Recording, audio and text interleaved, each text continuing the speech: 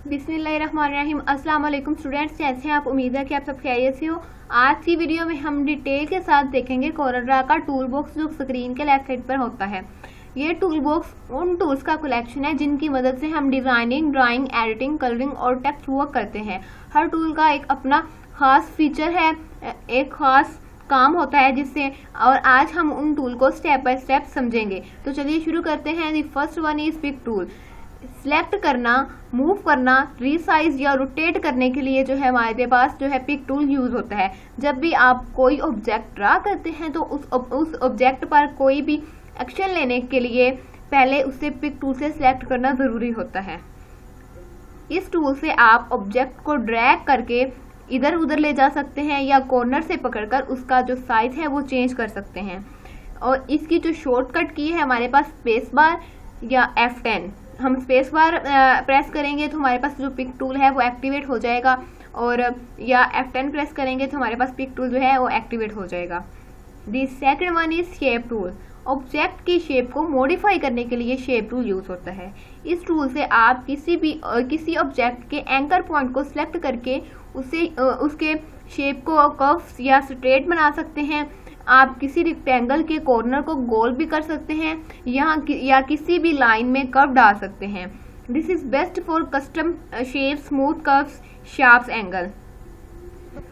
Angles. And the third one is crop tool. Image या object का जो unwanted हिस्सा होता है उसको काटने के लिए क्रॉप टूल यूज होता है। इस टूल से आप किसी भी इमेज को क्रॉप कर सकते हैं, मतलब सिर्फ वो एरिया रखना जिसे आप चाहते हैं और बाकी हिस्सा सब हटा देना।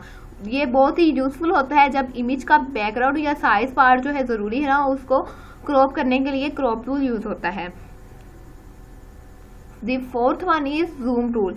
डॉक्यूमेंट को जूम इन या जूम आउट करने के लिए जूम टूल यूज होता है। आपके डिजाइन में जब कोई छोटी डिटेल्स हो तो उसको जूम टूल से आप उसका जो स्पेसिफिक एरिया है उसको क्लोज व्यू में जो है वो देख सकते हैं। जूम आउट से आप ओवरऑल जो लेआउट का व्यू होता है वो देख सकते हैं। इसको जो है जूम इन और जूम आउट कैसे करते हैं? जूम इन जो है हमारे पास माउस का जो लेफ्ट क्लिक से जूम इन होता है और जो राइट क्लिक है उससे जूम आउट होता है। तो ये था zoom tool. The fifth one is free hand tool. हाथ से लाइन ड्रा करने के लिए फ्री हैंड टूल यूज होता है। इस टूल से आप इस टूल का यूज जो है आप स्केचेस या कैजुअल लाइन बनाने के लिए यूज करते हैं। आप इससे जो है स्ट्रेट लाइन भी ड्रा कर सकते हैं और माउस से ड्रैग करते हुए जो कर्व भी क्रिएट कर सकते हैं। ड्राइंग टेबल के साथ और भी ये इफेक्टिव होता है। The sixth one is smart drawing tool, जो फ्री हैंड शेप का ऑटोमेटिक क्लीन शेप में कन्वर्ट करता है। अगर आप रफली एक सर्कल या रेक्टेंगल ड्रा करते हैं तो ये टूल जो होता है परफेक्ट जियोमेट्रिक शेप में उसको कन्वर्ट कर देता है। स्मार्ट ड्राइंग टूल बिगिनर्स के लिए हेल्पफुल होता है जो शेप को हैंड ड्रॉन फॉर्म में बनाना चाहते हैं। The seventh one is rectangle tool. Rectangle और स्क्वायर बनाने के लिए हमारे पास जो है वो रेक्टेंगल टूल जो है यूज होता है। सिर्फ क्लिक और ड्रैग करें तो आप रेक्टेंगल ड्रा कर सकते हैं। अगर आप स्क्वायर बनाना चाहें तो ड्रैग करते वक्त शिफ्ट प्लस कंट्रोल दबाएं तो हम जो है स्क्वायर बना सकते हैं। The eighth one is ellipse tool. Circle या ओवल शेप बनाने के लिए ये टूल हमारे पास यूज होता है। बिल्कुल रेक्टेंगल की तरह होता है, इसका यूज बिल्कुल रेक्टेंगल की तरह ही होता है, बस शेप जो होती है उसकी राउंड होती है।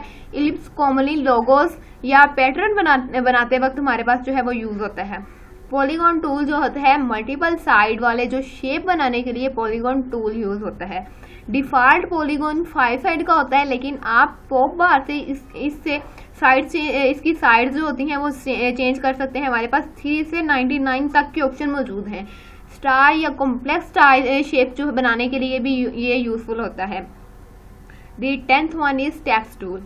टेक्स्ट लिखने के लिए टेक्स्ट टूल यूज होता है। इस टूल से आप हेडिंग्स वगैरह, पैराग्राफ, लेबल या कोई भी लिखा हुआ कंटेंट डिजाइन में ऐड करना चाहते हैं तो टेक्स्ट टूल से आप वो कर सकते हैं। आप फॉन्ट, साइज, कलर स्पेसिंग सब कस्टमाइज कर सकते हैं। इसमें हमारे पास ये सारे ऑप्शंस मौजूद हैं। इंटरैक्टिव फिल टूल जो है 11th one is interactive fill tool. Object के अंदर ग्रेडियंट्स या पैटर्न कलर फिल करने के लिए इंटरैक्टिव फिल टूल जो है वो यूज होता है। इस टूल से आप सिंपल फिल की बजाय ग्रेडियंट या पैटर्न अप्लाई कर सकते हैं जिसमें कलर हल्के से डार्क या मल्टी डायरेक्शन फ्लो में होते हैं। हर डिजाइन को रियलिस्टिक और स्टाइलिश बनाने के लिए यूज होता है।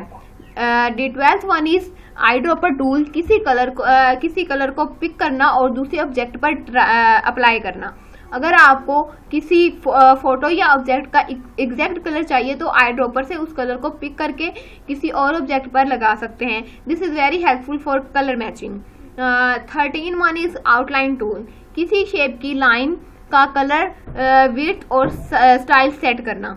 आप किसी भी शेप की बाउंड्री को बोल्ड, डैश, डॉटेड या कलर में चेंज कर सकते हैं। इस टूल से आप ऑब्जेक्ट का आउटर अपीयरेंस इनहेंस कर सकते हैं। The 14 one and the last one is fill tool and इसका जो सेकंड नेम है वो है पेंट बकेट टूल।